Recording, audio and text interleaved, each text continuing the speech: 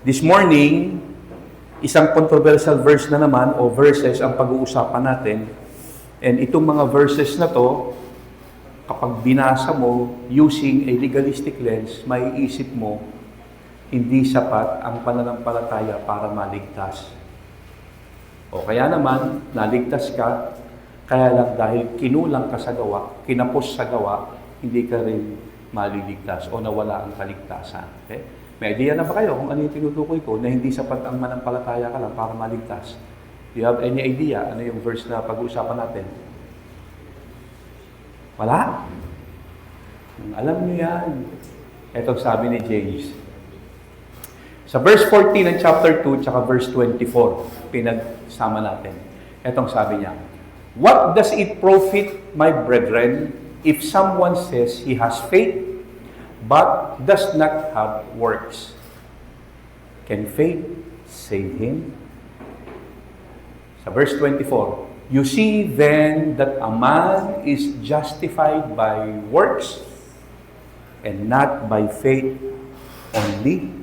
So, yung dalawang verses na yan, sa unang tingin, pag binasa mo, masasabi mo, teka muna, parang hindi sapat ang pananampalataya lang para maligtas ha. Kasi ang sabi ni James, meron kang faith, wala kang works, maliligtas ka ba ng faith na yon? And then sabi niya, a man is justified by works, not by faith only. Alam nyo, lahat ng legalists, paborito yung verse na yan gamitin to show you kung wala kang gawa, hindi ka maliligtas. Maliligtas ka lang kapag ikaw ay may gawa. So this morning, yan ang ating pag-uusapan. Excited kayo? Pray muna tayo. Lord, maraming salamat sa umagang ito for giving us once again the privilege to study. And dalangin po namin, Lord God, as we look on these verses, makita namin, Lord, ang intended meaning ng author at maklear ang confusion sa aming pong isipan regarding these verses. Thank you so much, Lord, kung aming dalangin sa ngalan po ni Jesus. Amen and amen. Okay, so first we are going to look at the legalist's view sa mga verses na to. And then after that, we will look for the aim to clear the confusion. Alright, legalist view number 1. Salvation requires faith plus works. Kasi ang sabi ni James, if someone says he has faith but does not have works, can faith save him? So ang view ng mga Christian legalists dito sa verse na to, hindi sapat yung faith lang para ikaw ay maligtas. Yes, totoong kailangan ng faith. Pero, hindi sapat na faith lang. In other words, sa equation nila, faith plus works equals salvation. Okay? So, kung faith lang ang meron ka, walang works, hindi ka maliligtas. And vice versa. Hindi rin pwedeng works lang. Meron kang ang works, wala ka namang faith, hindi rin sapat yon. So dapat, meron kang works, meron ka rin faith. So faith plus works equals salvation. Okay? Hindi po pwedeng meron ka nung isa pero wala ka nung isa. You cannot have one, not the other. Dapat parehong meron ka ng dalawa. Pag absent ang isa dyan, faith lang, walang works, hindi ka masasave. Works lang, walang faith, hindi ka masasave. And by the way, hindi lang yung mga Christian legalists na alam natin na sa evangelical church ang naniniwala na hindi sapat ng faith lang. Yan ang doktrina ng Catholic faith. Okay? Maging yung dating daan, yan din ang doktrina nila. No? Maging ang Jehovah's Witness, yan din ang doktrina nila. Hindi pwedeng faith lang, dapat may works. Kasi napakalinaw naman. If someone has faith, but does not have works, tanong niya, can faith save him? So dapat, you have both faith and works. You cannot have the one, not the other. So salvation requires faith plus works. So, faith plus works equals salvation. Legalist view number 2. Faith must be backed up by works to be justified. Kasi ang sabi ni James, a man is justified by works and not by faith only. Alright? Kung ang verse 14 merong kinalaman sa kaligtasan, dahil sabi ni James, hindi sapat na manampalataya ka lang para maligtas, dito naman sa verse 24, may kinalaman sa justification. Dapat merong backup ng works o may backup ng works ang pananampalataya natin upang tayo ay madeklarang matuwid. Okay? So the word justified in the Greek is dikaio, which means to declare righteous. So hindi sapat yung faith lang para madeklara kang matuwid. Dapat merong works. Kasi nakalagay dyan, a man is justified by works and not by faith only. And since word for word yan, hindi naman mahirap intindihin, you don't have to be genius para unawain yan, may isip mo, oo nga, napakahalaga ng works para ikaw ay maligtas. Alright? So, yan yung view ng mga legalists sa dalawang verses na yan. Number 1, salvation requires faith and works. Number 2, faith must be backed up by works to be justified. So, i-refute natin ang dalawang yan. Unahin natin yung legalist view number 1. Salvation requires faith plus works. So, ang view ng mga legalists, o Christian legalist, for that matter, hindi sapat yung faith lang para ikaw ay maligtas. Kaya sa equation nila, faith plus works equals salvation. Kasi nga naman, sabi ni James, meron kang faith, wala kang works, maliligtas ka ba ng faith na yan? And so therefore, dapat may faith plus works para maligtas ka. Tama ba? Agree mga kapatid? So sa unang tingin, si James, it seems nagtuturo ng faith plus works to be saved. Hindi sapat yung faith lang para maligtas. Okay? Kasi kung wala kang work, kahit gaano pa kalaki yung faith mo can move mountains. Yung faith mo can heal sick, any kinds of sickness. Yung faith mo talaga namang napaka-strong, napakalakas. Kung wala kang works, hindi sapat yun. Hindi ka rin maliligtas. Kung faith lang, kahit gaano pa kalaki yan, dapat merong works para maligtas ka. Yun ang sinasabi daw ng verse na yan. Tama ba? Andiyan po kayo. Listen. Kung totoo, yung sinasabi ni James na intindi ng mga legalist, balik rin natin. Kung totoo, yung intindi ng mga legalists sa sinasabi ni James, na ang equation ni James ay faith plus works equals salvation, kung totoo yun, na hindi sapat yung faith lang para maligtas ka, dapat may works. Kung totoo yun, lumalabas, kinontra niya ang teaching ni Apostle Paul patungkol sa kaligtasan. Bakit? Kasi ito ang turo ni Paul pagdating sa kaligtasan. Alright?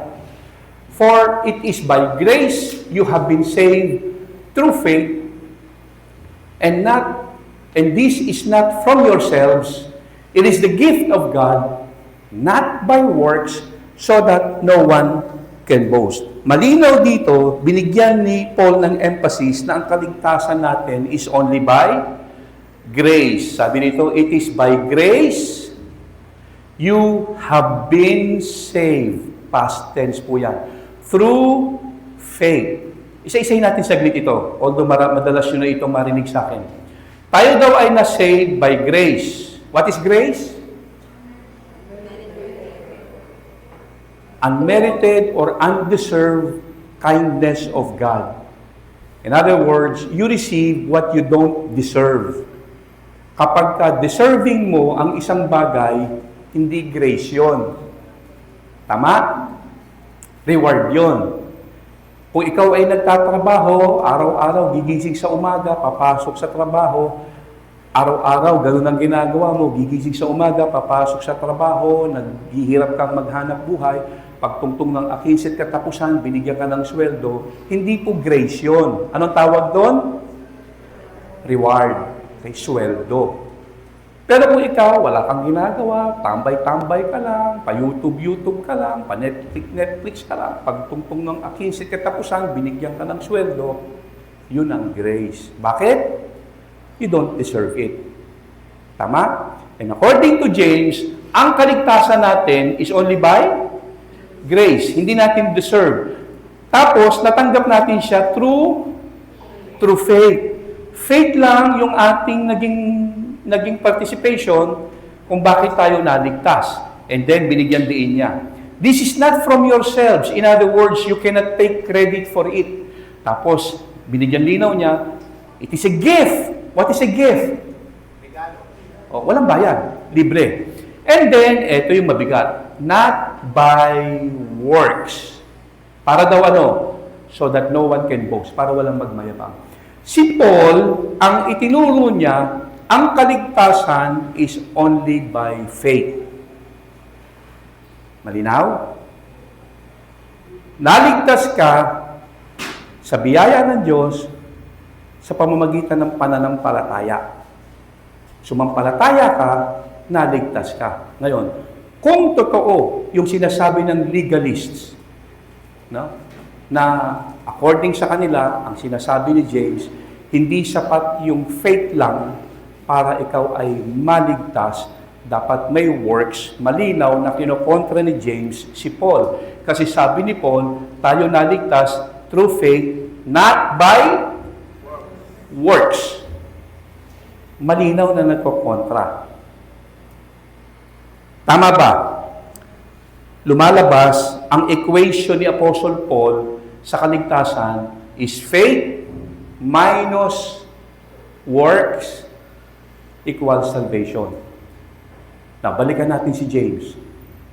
If someone says he has faith but does not have works, can faith save him? Malinaw na lumalabas, kinontra niya si Paul. Kasi sabi ni Paul, ikaw ay naligtas by grace, through faith, not by works. Tapos, eto naman si James. Kung sinasabi mo na meron kang faith, wala ka namang works, can faith save him? So, lumalabas si James, ang equation niya, faith plus works equals salvation. Kontrang-kontra. Tama ba? Magkaiba sila ng equation. Now, sa unang tingin, talagang si James, parang kinontra niya yung teaching ni Paul. Now, how do we explain this? Now, listen mga kapatid. We must admit, itong mga sinabi ni James, isa sa pinakamahirap intindihin sapagkat tila kumukontra sa teaching ni Paul about salvation by grace. And many Bible scholars admit they have a hard time reconciling the two. Maraming Bible scholars, hirap na hirap, paanong i-reconcile yan. In fact, even si Martin Luther, halos masira ang ulo sa pag-reconcile dyan sa dalawang yan. Kilala niyo ba si Martin Luther? Kasi parang, sino si Martin Luther? Kilala niyo ba si Martin Luther? Nag-ating na sa atin dito yun dati. Martin Luther, the great reformer. Okay? Siya po yung Jesuit monk. Hindi ko alam kung Jesuit nga siya. Pero siya yung nagpasimuno ng reform sa Catholic Church sapagkat naliwanagan siya na ang kaligtasan is only by faith. So si Martin Luther, the great reformer, nahirapan din siyang intindihin itong sinabi ni James. At sa totoo lang, dahil hindi niya ma-reconcile itong book of James doon sa sinabi ni Apostle Paul, alam niyo ang kanyang naging solusyon? Kasi sabi niya, ang hirap solusyonan ito. Ang naging solusyon niya, tanggalin ang James chapter 2 sa Bible. I'm not kidding. Pwede niyong i-search yan. I-google niyo. Yan ang naging solusyon ni Martin Luther. Dapat wala sa Bible yung James chapter 2. Kasi kinokontra niya yung teaching about salvation by grace through faith. Na ang nag-iisang kondisyon para maligtas is faith alone. Eh, sabi ni James, may faith ka, wala kang work, maliligtas ka ba nun? So, kontra sila. And since hindi ma-reconcile nitong si Martin Luther, the great reformer, itong James 2:14 at saka yung 24 sa Ephesians 2:8 and 9, sabi ni Martin Luther, tanggalin ang James chapter 2. Now, listen mga kapatid. How many of you will agree with me? Hindi naman dapat i-reconcile yung dalawa na yan eh. You know why? Kasi hindi naman sila magkaaway. Ba't mo sila i-reconcile? Mga kapatid, kung totoong kinokontra ni James si Paul, tingin kayo sa harapan. Kung totoong kinokontra ni James si Paul, diyan sa kanyang teaching about salvation, alam niyo ba na hindi lang si Paul ang kanyang kinokontra? Alam niyo kung sino pa ang kanyang kinokontra? Tingnan niyo ito, sabi ni Jesus. Most assuredly I say to you, he who believes in me has everlasting life. Ano ang sabi ni Lord? Para magkaroon ka ng buhay na walang hanggan, ano ang kondisyong binigay niya? Magsalita kayo, hindi tayo matatapos. Okay, another verse. He who believes in the Son has everlasting life. Ano uli ang sinabi ni Lord para ikaw ay magkaroon ng buhay na walang hanggan? Believe. Marami yan, pero tatlo lang yung ibibigay ko. Yung pinaka-famous verse. For God so loved the world, He gave His only Son. Whoever believes in Him will not perish but have everlasting life. Anong binigay ni Lord na kondisyon para maligtas? Meron pa ba kayong nakitang ibang kondisyon na binigay ni Lord para ang isang tao magmana ng buhay na walang hanggan? Wala. Isa lang. Ano yon? Believe. Listen. Kung totoong kinokontra ni James si Paul, hindi lang si Paul ang kanyang kinontra. Si Jesus. Tanong uli, sa palagay niyo ba, kokontrahin ni James ang teaching ni Jesus? Follow-up question. Aware ba si James na ang teaching ni Jesus for you to receive eternal life, isa lang ang kondisyon, believe in Him. Aware ba siya? Original apostle tong si James. Hindi pala original. The one who wrote this, is the brother of Jesus. Okay? Kapatid ni Lord. And pagpalagay natin, hindi siya kasama sa original 12. But we all believe, all the writers of the Scripture, nung isinulat nila ang kanilang mga epistles, all of them are inspired by the Holy Spirit. Kinasihan ng banal na Espiritu lahat ng mga sumulat ng Biblia. Tama? And so therefore, hindi po pwedeng si James susulat ng kumukontra sa teaching ng iba pang author o letter o writer ng Scripture. Tama ba? Agree? At hindi po pwedeng hindi alam ni James ang teaching ni Jesus regarding salvation. Kung totoong kinokontra ni James si Paul, hindi lang si Paul ang kinontra niya. Si Jesus. By the way, imposibleng kontrahin ni James si Paul. Hindi dahil pareha silang inspired ng Holy Spirit. You know why? Kasi mas naunang naisulat ang Book of James kaysa sa mga epistles ni Paul. Okay? Andiyan tayo. So yung book ni James, mas naunang naisulat years before bago naisulat yung Book of Ephesians. Naunang naisulat yon. So lumalabas si Paul yung nangontra. Okay. Hindi sila nagkokontrahan. Puntahan natin ng aim. Okay? Yan ang maganda dyan. Eh, no? Kasi, kung kinokontra ni James si Paul, pagpalagay natin ganun ang dating, pati si Jesus kinontra niya. Pero since hindi niya pwede kontrahin yung teaching ni Lord about salvation, let us find the aim. Yung author's intended meaning. So, anong gagawin to find the aim? Context. Alright.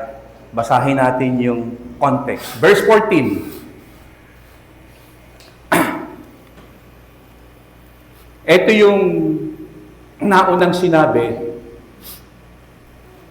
ni James. What does it profit, my brethren, if someone says he has faith, but does not have works? Can faith save him? Verse 15.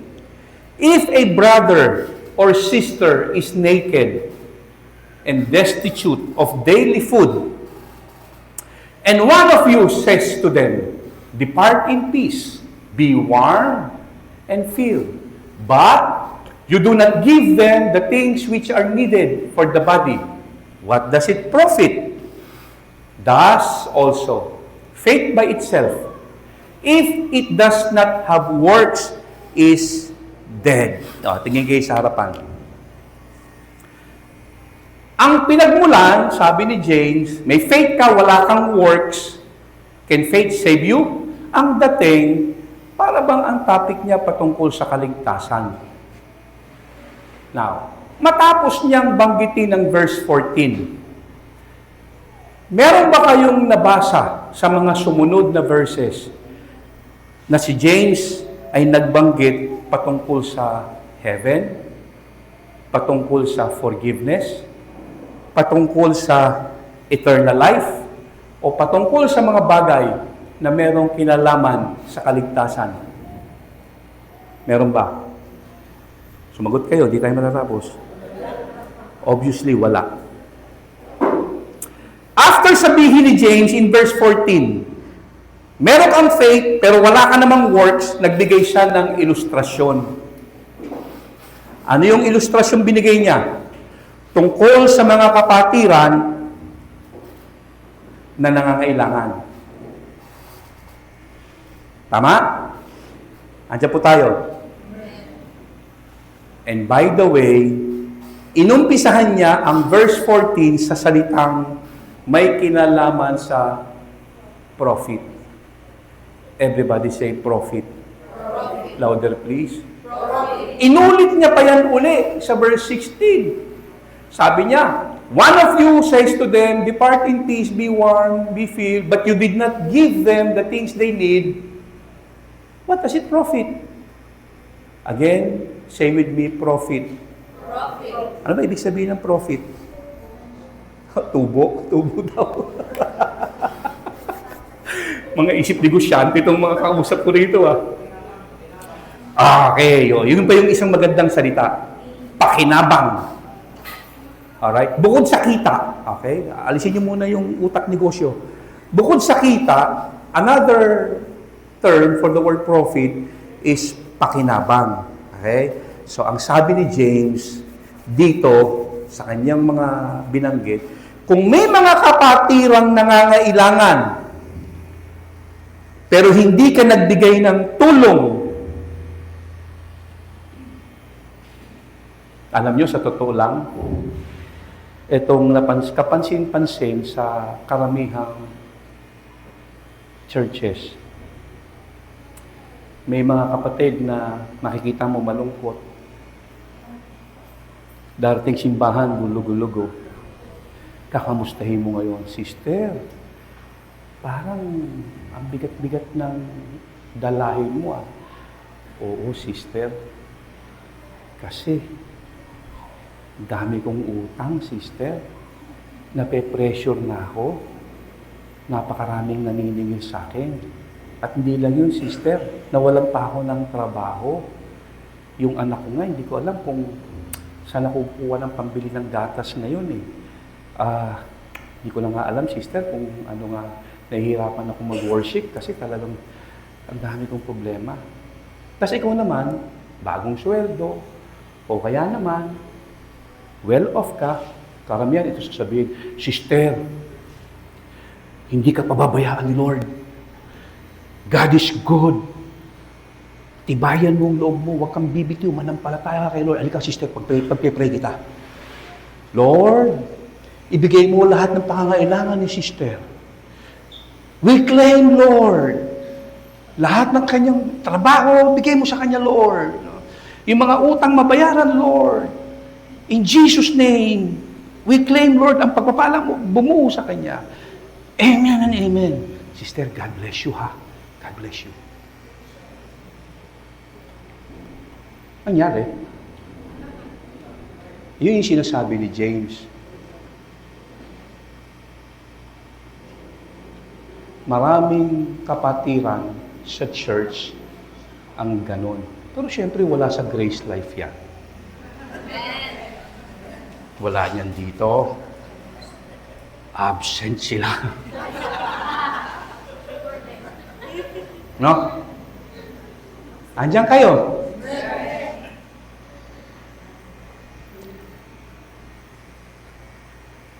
It is about receiving eternal life. Is it about receiving salvation? Yung topic ni James? Hindi. Ang topic niya, profit, pakinabang. Ano ang pakinabang ng isang mananampalataya? O sabihin natin, ano ang pakinabang ng isang pananampalatayang walang nakikitang bunga sa kapwa? So ang topic, hindi kung paano magkaroon ng kaligtasan. Ang topic, ano ang pakinabang ng isang pananampalataya na walang naitutulong sa kapwa? Ano ang value o usefulness ng isang faith na walang practical expression? And by the way, may ikukwento lang ako, may naalala lang ako eh. Sa sukat, doon po ako lumaki. Meron pong isang miyembro, hindi, first timer, isang nag-first time, pagkatapos, etong istorya niya. Sabi niya, hinanap ko po itong TNJ. TNJ po yung church natin nung araw. Take donation for Jesus. Take donation. Take the nation. Okay. Take donation tuloy. Sorry ha, pa-video pala tayo.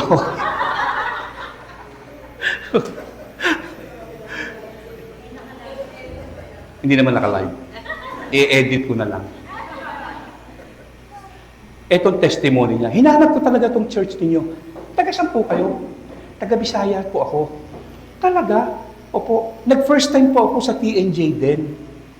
Talaga? Opo. Nagsimba po ako, tapos isang beses lang, tapos napunta na ako dito. Hinanap ko may TNJ din pala rito. Nakita ko, tumiretso ako. Bakit po, na-bless po ba kayo? Opo. Bakit po kayo na-bless? Maganda ba yung preaching? Hindi po. Wala nga ako halos naintindihan sa preaching eh. Bakit kayo nandito? Ganito po kasi yun. Nung sabihin ng mag-pray tayo for one another, merong lumapit sa akin, nag-pray kami. Tinanong ako, sister, anong gusto mo ipag-pray? Brother, meron po kasi akong pangangailangan ngayon. Gusto ko ipag-pray kay Lord na bigyan niya ako ng ganitong amount, ganito, kasi kailangan ng mister ko, ganyan, ganyan. Sabi nung brother, okay sister, bumunot. O sister, hindi na tayo kailangan mag-pray. Ayan eh. Tuwan-tuwa si sister. Kasi sabi niya, ipag-pray na lang kita patungkol sa kaligtasan. Lord, magpakilala kayo kay sister, blah, blah, blah, blah. Ano nangyari dun sa sister na yon? Na born again, ang hindi pa nasisharehan. May mga naboborn again pala. Pera lang katapat, no? Hinahanap yung church, yun yung testimony niya. Ang babait pala ng mga miyembro sa TNJ. Sabi niya, ang babait pala. Nakatsyempo siya ng gano'n. Nakapatid, pagka meron kayo pinagpe-pray dyan, no? Tapos pero maging discernful kayo, baka mamaya gamitin yan. So, brother, kasi meron akong dapat bayaran mamaya eh. Mag-iingat ka. Akala mamaya maisahan ka. Okay, ang punto ko lang, ang pinag-uusapan natin dito, James was discussing about not salvation, but yung profit ng isang pananampalataya na merong gawa. Andiyan po tayo mga kapatid. And you know mga kapatid, we need to understand, hindi po every time na mababasa natin itong salitang save, patungkol sa kaligtasan ng topic. Dito kasi nabanggit yung salitang save, and most Christians, every time they read the word save, ang nasa isip, entrance to heaven. Yun ang nasa isip. Ilan sa inyo yung ang unang nasa isip parati pagka narinig yung salitang save? Langit. Di ba? Meron ba kayong nakitang patungkol sa langit sa mga sumunod na verses? Wala, di ba? Anong topic niya? Patungkol sa nangangailangan. And so therefore, yung word na save dito has nothing to do with entrance to heaven.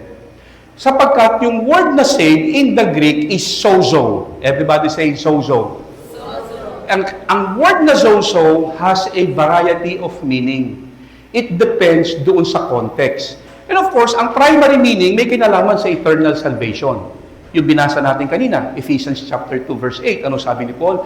For by grace you have been saved through faith. Ang tinutukoy ni Paul doon na word na save, may kinalaman sa kaligtasan. Pero hindi every time na mababasa mo yung salitang save in the Bible has reference to salvation. Kasi may mga pagkakataon, yung word na save, may kinalaman sa physical healing. Kagaya ng naitala sa Mark chapter 5 verse 34. Alam niyo yung istorya sa Mark 5:34? Yan yung istorya ng babae na merong dinudugong babae for 18 years. Remember the story? Yung babae na kung saan ay naisip niya, mahawakan ko lang ang laylayan ng damit ni Jesus, gagaling ako. Tama? Nung hawakan niya, gumaling siya. Anong sabi ni Lord? Woman. Anong sabi niya? Who touched me? Sinong humipo sa akin? Sabi ng mga apostol, Lord naman, nagbibiro ka ba? Halos lahat nagkakagulo, hinahawakan ka, tapos tatanungin mo kami, sino ang humipo sa'yo? Lahat humihipo sa'yo eh. Sabi ni Lord, somebody touched me. Power has gone out from me. Tapos nakita niya yung isang babae lumapit. Sabi niya, Lord, ako po yun. Anong sabi ni Jesus? Woman, daughter, your faith has healed you. And the word healed, tignan nyo sa Greek, sozo. Ang ginamit na salita, save, heal, hindi save. Pero tignan mo yung Greek, sozo ang nakalagay. What else? May kinalaman siya sa rescue from danger. Alam niyo yung nangyari sa Matthew 8:25? Yung ang mga disciples nasa gitna ng laot, pagkatapos si Jesus natutulog. Tapos ano sabi nila kay Jesus? Lord, gising ka. Mamamatay na tayo. Tutulog ka pa. Anong sagot ni Lord? Don't worry. Hawak ko ang bit. Hawak ko ang bit. Nausi ang hawak ko ang bit na yan. Ano? Huwag ka mag-alala. Okay? Ano ang sabi ng mga apostles? Lord, save us. Save us, sabi ng mga apostles. Save us. And the word save there is sozo. Sinasabi ba nila patungkol sa langit, yung kanilang dinidiscuss? Hindi. Iligtas mo kami sa panganib na to. Rescue from danger. yung zozo. So, hindi lang siya patungkol sa salvation o eternal salvation pag nakita mo yung salitang save. It has variety of meaning. Let me give you another example. Magbasa na tayo para matuwa kayo. Ganyan yan. But women will be saved through childbearing. If they continue in faith, love, and holiness with propriety. Tanong, totoo ba na ang mga babae maliligtas kapag ka nanganak? Basahin nyo. So, ang kailangan lang pala sa isang babae, manganak, maliligtas ka na. Paano ngayon kung baog ka? Hindi ka maliligtas. Tayo kang bata ka. So, reading by this verse, unang-una, magdadalawang isip ka. Ito bang tinutukoy dito ni Paul that women will be saved through childbearing has reference to going to heaven? Wala. Walang kinalaman sa langit yung tinutukoy niya. Okay? Pinakikita ko lang sa inyo, not every time you see the word save in the Bible, ang nasa isip mo kagad, langit. And so therefore, nang sabihin ni James, if someone has faith, has no works, can faith save him? It has nothing to do with eternal salvation. Bakit natin nalaman na walang kinalaman sa kaligtasan? Ano yung mga sumunod na verse? May kinalaman sa mga kapatiran na nangihingi ng tulong o may pangangailangan pero ikaw wala kang ginagawa. Tama? So, ang tema ni James doon sa James chapter 2 verse 14 is about helping a needy brother. So, ang intended meaning is this. Hindi niya tinatanong, can faith bring you to heaven? Kasi yun yung huling statement niya eh. If someone has faith, has no work, can faith save you? Can faith bring you to heaven? Hindi yun ang topic niya. Ang tinatanong niya is this. Ano ang silbi ng faith mo kung walang pakinabang sa ibang tao? That's why, ang emphasis niya is, what does it profit? Yun yung introduction niya. What does it profit? If a man says he has faith, but has no work. Suppose somebody has a need. Walang pakain, walang damit. And then, sinabihan mo lang siya na, I'll pray for you, sister. Okay? Magtiwala ka lang kay Lord. Anong sabi ni James? What does it profit? Anong profit nun? Anong pakinabang nun? So, ang kanyang dinidiscuss is the value of faith in expressing help for the needy people. Maging si Paul, yan din ang sabi niya, faith expressed through love. Yun yung sinasabi ni Apostle Paul. Dapat yung faith natin lumalabas sa pamamagitan ng pagpapakita ng pagmamahal. Okay, so malinaw. Legalist view number 2. Faith must be backed up by works to be justified. Kasi ang sabi dyan ni James, a man is justified by works and not by faith alone. Okay? Now, again ko kontra to sa sinabi ni Paul. Tingnan nyo, itong sabi ni Paul. For we maintain that a person is justified by faith apart from works of the law. Sabi ni Paul, we maintain. Ito yung posisyon natin. This is what we believe. A person is justified by faith apart from works. In other words, walang kasamang works. Tapos ito ngayon si James. You see then that a man is justified by works and not by faith only. Kaya halos masira ulo ni Martin Luther dito eh. Kasi kontra-kontra eh. Nakikita niyo ba yung kontra? O ako lang nakakakita. Nakikita niyo? Sabi ni Paul, na-justify tayo by faith, walang works. Wala. Sabi naman ni James, na-justify tayo by works, not by faith only. Ano yun? Sabi ni Paul, hindi, walang faith, walang work, faith lang. Sabi naman ni James, hindi pwede yun. Dapat merong work, hindi sapat yung faith lang. Kontra na naman, ano? Sa unang tingin, talagang parang nag-aaway sila. Okay? Kasi para kay Paul, tayong mga Christians ay na-justify only by faith apart from works. Pero para kay James, according sa mga legalist, ang view nila, ang Kristiyano na-justify not by faith only, but by works. Now, how do we explain this? Now, listen mga kapatid. Wala pong duda, no doubt, ang topic ni James is about being justified. Everybody say justified. And the word justified in the Greek is dikaio. Dikaio. Dikaio. Kami lang. Dikaio. Ang ibig sabihin ng dikaio is to be declared righteous. Okay?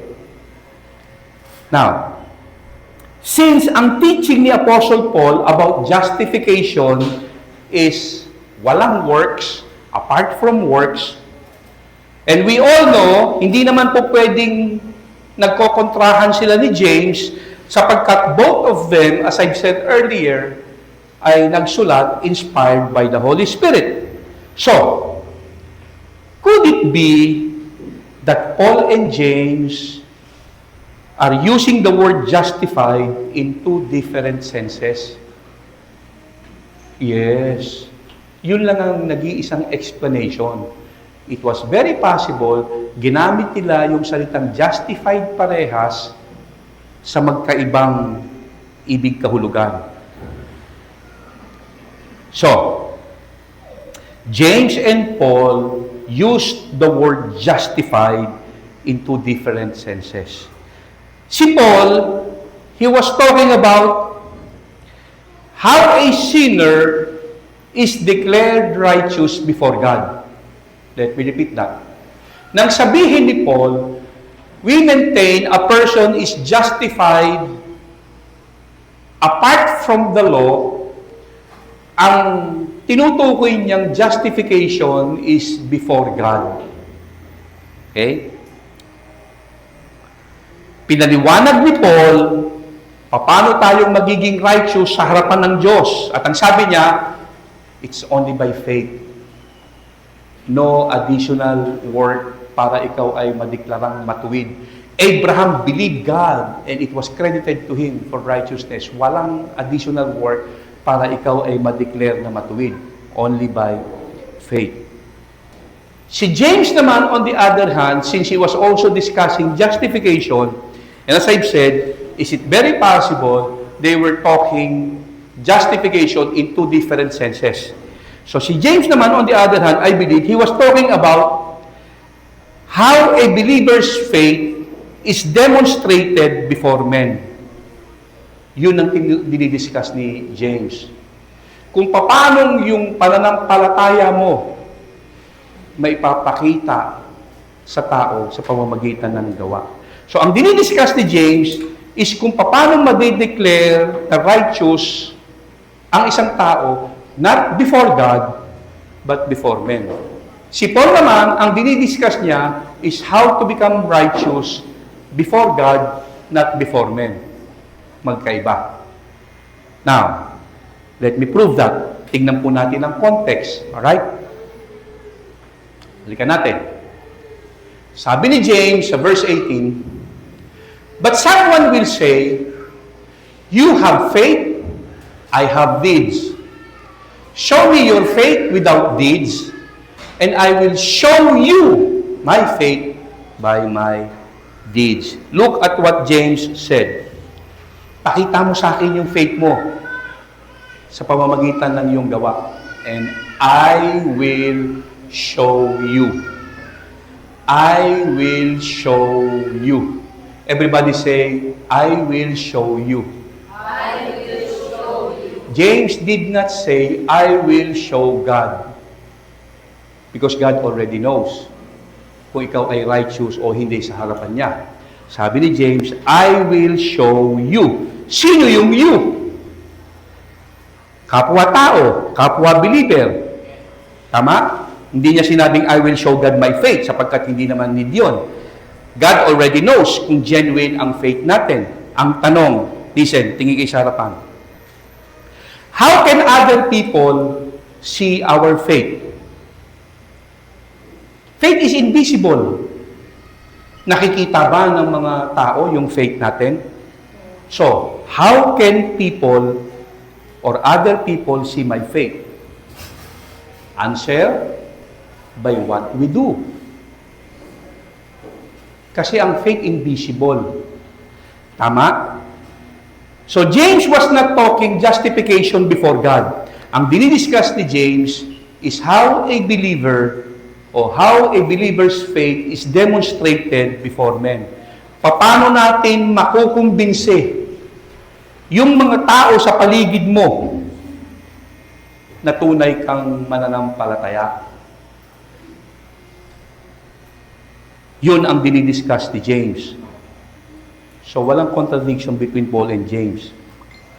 Kasi sa Romans 3, Paul was discussing justification before God. At ang sabi ni Paul, tayo ay na-justify before God only by faith. Walang works. It's a gift. Ang dinidiscuss naman ni James, I will show you my faith. Hindi niya sinabing, I will show God. I will show you by faith. By what? So it's justification before men. Tama? So James was discussing how a believer's faith is demonstrated before men. At tama siya. How? It is by works. Bakit?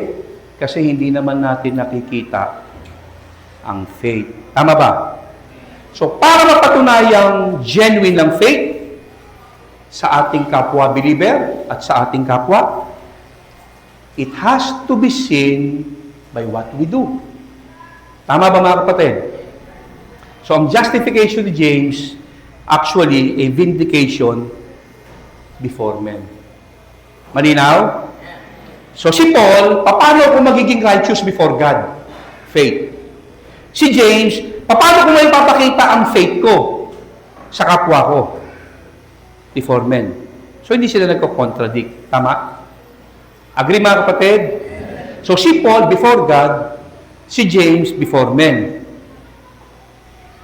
Alam niyo ba na kay James na uso yung phrase na walk the talk? Alam nyo kasi maraming Christians, they love to talk the walk. But they do not walk the talk. Andiyan po tayo. Maraming magagaling magsalita eh. Pero hindi naman nila ipinamumuhay yung kanilang sinasabi. They really love to talk the walk, but they don't walk the talk. Tama? For example, may mga Christians nagsasabi, alam mo, mahal na mahal ko yung asawa ko eh. Ilan sa inyo rito yung mga mahal na mahal yung asawa nyo? Ito siya yung hand. Okay. At ikay sa harapan. Kung sinasabi mong mahal na mahal mo ang asawa mo, pero hindi ka naman nag-iintrega, kung umuwi ka, laging binibigyan mo ng problema yung misis mo, no? Lagi kang mas mahaba ka oras mo sa tropa kaysa sa misis mo. Ni hindi mo nakikita mong nag-iisa, wala kayong katulong, hinahayaan mo lang maghirap niyan. Bahala ka sa buhay mo, trabaho mo, hindi ko trabaho yan. Okay? Pagkatapos, Valentine, hindi mo man lang mabigyan ng bulaklak. Minsan, tinanong kong isang kapatiran, o Brad, Valentine ngayon, bigyan mo naman ng tsokolate yung misis mo. Baka tumaba, pastor eh. O bulaklak na lang, hindi pa naman patay eh. Ano ba naman yun? Ang dami ng dahilan, ano? Tingin kayo sa harapan. Kung halimbawa, sinasabi mo, mahal na mahal ko yung asawa ko. Pagkatapos, naobserbahan ng mga tao sa paligid mo, lagi kang umuwi ng maaga para yung misis mo, nakaka-fellowship mo. Pagka meron kang extra pera, o kung wala ka namang, o may trabaho ka na, lagi kang nagbibigay, nag-iintrega ka, at ikaw ay napaka-responsable, lagi mo siyang tinutulungan, ano nangyari? Justified yung sinasabi mong mahal ko ang asawa ko. Justified. Nag-gets niyo yung salitang justified kung saan ko ginamit? Andiyan kayo? So, mahal ko yung asawa ko, pero hindi ko naman pinapakita sa gawa. So, hindi justified. Yun yung sinasabi ni James. May pananampalataya ka. Wala ka namang gawa. Hindi justified. Yun yung kanyang dinidiscuss. Wala siyang dinidiscuss patungkol sa kaligtasan. Andiyan po tayo. Ang dinidiscuss ni James patungkol sa pakikitungo natin sa kapwa. So therefore, hindi kinokontra ni James si Paul. And by the way, since naunang sumulat si James, hindi kinokontra ni Paul si James. Kasi alam ni Paul kung saan humuhugot si James. When in fact, ito ang sinabi ni James. God shows no favoritism. Basahin niyo yung book of James. If someone comes into your church, tapos nakamagandang damit, may golden ring, may golden watch, o tapos sasabi, oh brother, upo ka dito, okay. Tapos meron namang isa, pulubi, oh brother, diyan ka na lang. He was discussing how are we going to treat other people, not salvation. Nandiyan po tayo. While si Paul, on the other hand, nang gamitin niya yung salitang, for by grace you are saved through faith, not of works, he was discussing salvation. Nang sabihin niyang, you are justified by faith, apart from works, he was discussing justification before God. Nang sabihin ni James, if someone has faith, walang work, can faith save him? Yung faith doon has nothing to do with salvation. Yung pakinabang, profit. Andiyan po tayo? Kailangan maipakita natin sa gawa. Last question. Paano kung walang makitang gawa? Simula nung siya'y nanampalataya, hanggang ngayon, parang wala tayong nakitang pagbabago. Ligtas ba yun? O, tingin kayo sa harapan. Hindi natin trabaho ang humusga kung sinong naligtas o hindi. Kasi ang kaligtasan, apart from works.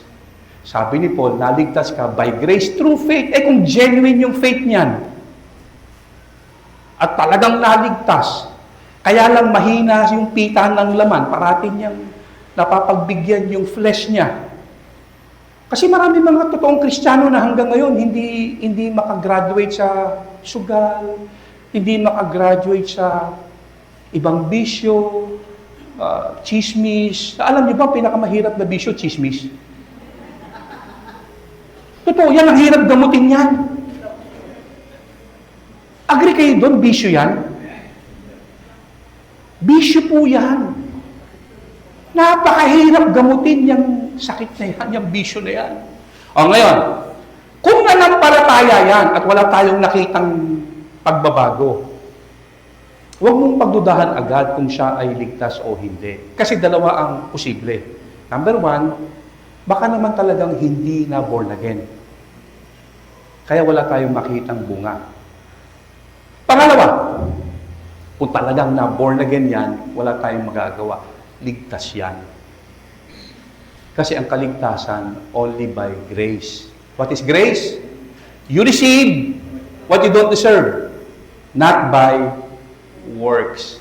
Wala tayong magagawa. Yun ang sistema ng Diyos ng kaligtasan. Gift. It's a gift. Yun ang sabi ni Paul in Ephesians 2. Uulitin ko yung verse. For by grace you have been saved through faith. This is not from yourselves. It is a gift. Ang linaw eh. It's a gift. Salvation is a gift. Tapos binigyan diin niya. Not by works. So that no one can boast. Walang magmayabang. So ang kaligtasan, walang bayad, libre. Alright? So there are some possibilities kung meron tayong nakitang isang Kristiyano from the start, hindi nakitaan ng bunga. Posibleng baka hindi talaga na born again yan. Okay? Pinagbibigyan niya yung laman niya. O posibleng na born again talaga yan, kaya lang talagang hindi niya mapigilan i-gratify yung kanyang flesh. Huwag mong husgahan. Only God knows sinong ligtas at hindi. Ang alam lang natin, paano maligtas? By grace, through faith. In closing, mga kapatid, ang James 2:14, hindi patungkol sa hindi sapat ang faith para maligtas. Sapagkat hindi naman kaligtasan ang topic ni James. Ang James 2:24 ay hindi tungkol sa believer na nadja-justify by works before God. Ang justification is before men. Alright? Kung paano mo maipapatunay ang Kristiyano ka. And by the way, mahalagang napapakita din natin sa gawa. Alam niyo kung bakit? Tingin kayo sa harapan. Kasi oras na ikaw ay umaten sa Christian church, umaten sa ganitong gawain, kung meron mang isang bagay na hahanapin sa atin, yung mga kapitbahay natin, yung pamilya mo, kung meron mang isang bagay, ano yung isang bagay na yon? Nagbago ka ba? At kung may nakitang pagbabago, hanggang kailan ka tatagal? Sa simula ka lang. Tapos, tataningan ka niyan. Kakalendaryohan ka. Hanggang 15 lang yan. Babalik yan sa dati. Umpisa lang yan. So, mahalaga talaga may makita. Nang sa ganon, ma-justify yung sinasabi mong may faith ako. Kaya sabi ni James, may faith ka? Show me your faith by your works. Andiyan tayo? So, hindi naman sinabi ni James, dahil dyan maliligtas ka. It's justification before men. Ipakita natin sa kapwa natin para magkaroon ng profit. Okay? So, kakaintindihan tayo? Palakpakan natin ang Panginoon.